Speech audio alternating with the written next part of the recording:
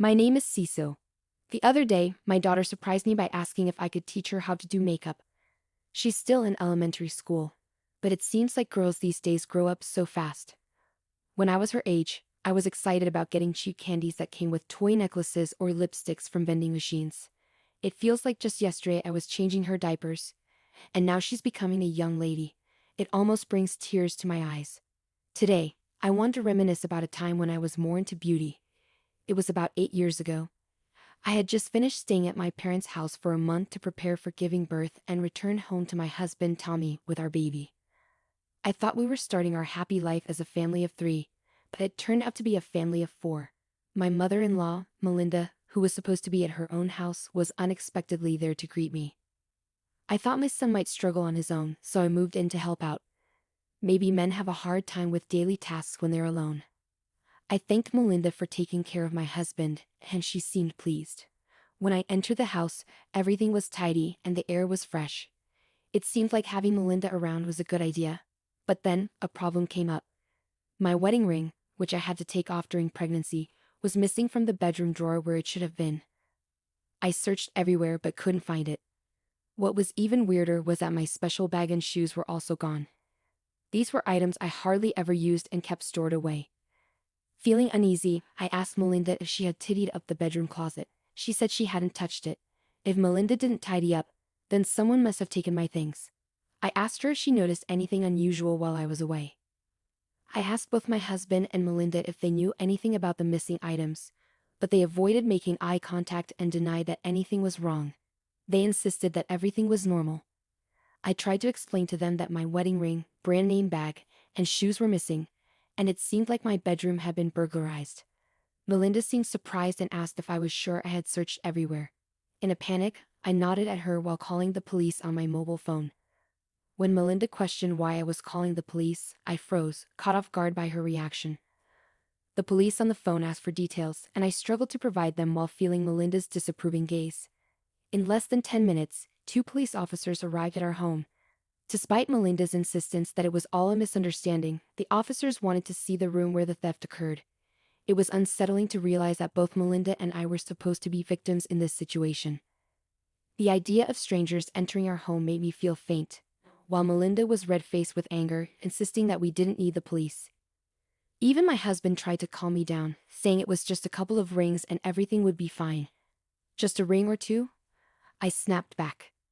Those are our cherished rings that we bought together. They're irreplaceable. The police officer watched me closely and then asked me to show him the room where the incident occurred.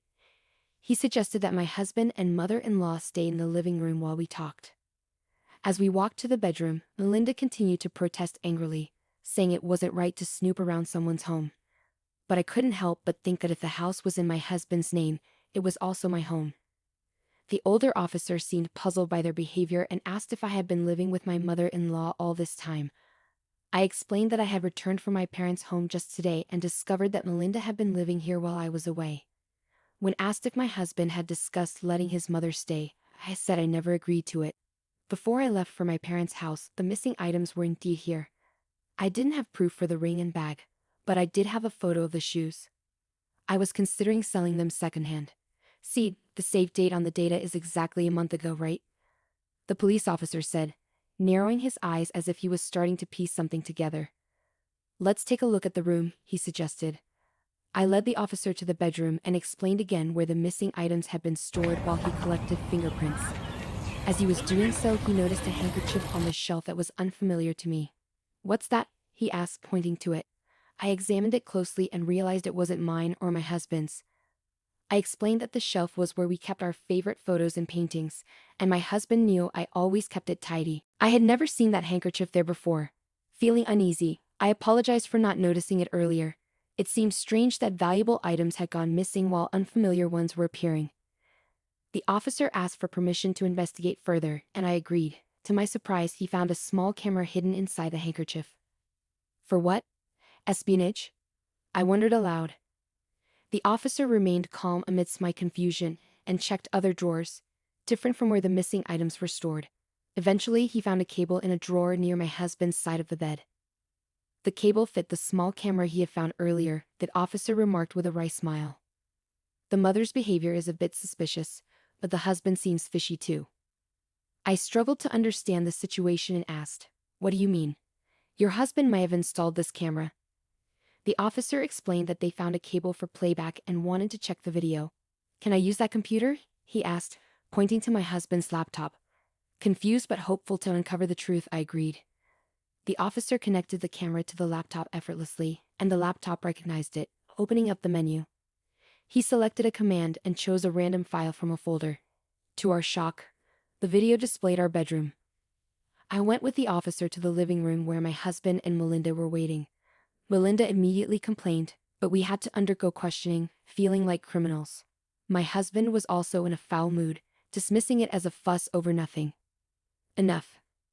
Whose fault is this?" I exclaimed in anger, slamming my hand on the living room table.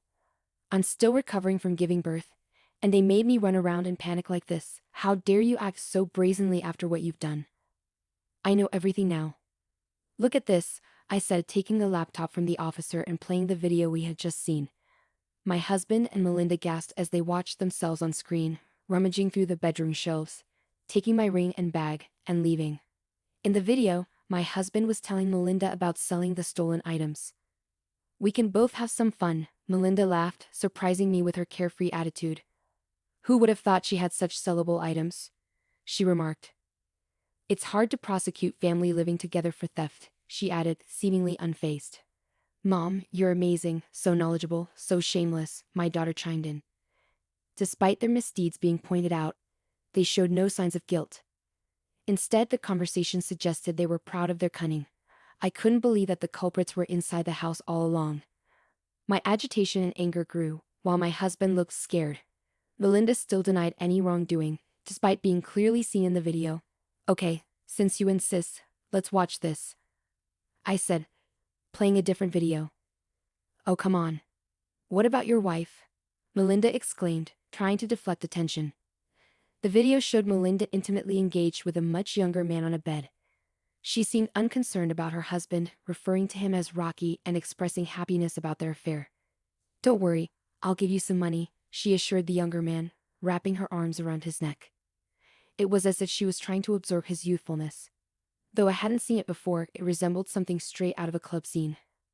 "Thank you, Melinda. I love you, you're so sweet," I said sarcastically as we watched the video. Melinda's alluring voice and actions on screen made even my husband look away, unable to bear it. The young officer seemed queasy, on the verge of saying, "Ew," while the older officer quietly scolded him. "Hey, stop it. Don't show such nonsense," Melinda yelled, her face turning bright red. My husband, perhaps feeling it wasn't his concern, seemed about to laugh at Melinda losing her composure. "Really, Tommy? You think it's funny, huh?" I challenged him, playing another video. As the videos played on, revealing my husband's affairs, the young police officer burst into uncontrollable laughter while the older one scolded him again. In one video, Ashley was stroking my husband's head, asking how many other women he was seeing. My husband responded with practiced lines, claiming she was the only one. The pattern repeated with the other women, each time promising gifts in exchange for secrecy. It was clear my husband had been leading a double life, lavishing gifts on these women. "You might have noticed he's making a huge loss buying brand name items for each encounter," I remarked bitterly. The only video showing Melinda's actions was that one, suggesting the recording button was accidentally left on, capturing the moment. Melinda not only stole my things, but also got caught in her own actions. Rest assured, it's not some peculiar hobby to watch Melinda's actions, or maybe it is. Melinda and my husband, embarrassed and exposed even to the police, were pale and slumped in defeat. But it wasn't over yet. Just as I thought this, the intercom rang. "They're here," I said. Melinda looked at me with a tired face, but I ignored her gaze and went to the entrance to welcome Bruce. When Melinda saw Bruce, she lost her words and screamed. "Seems like you were cheating in your son's house, huh?" I told him. No, it's not like that," my husband protested. "What do you mean it's not?" Bruce asked. "Cecil, could you play the video?" "With pleasure," I said, casting a cold glance at the bewildered Melinda. Bruce burst into loud laughter as he watched her flirtatious video.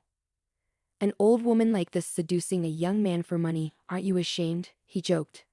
Melinda blushed furiously, her previously defiant attitude gone. "That was funny."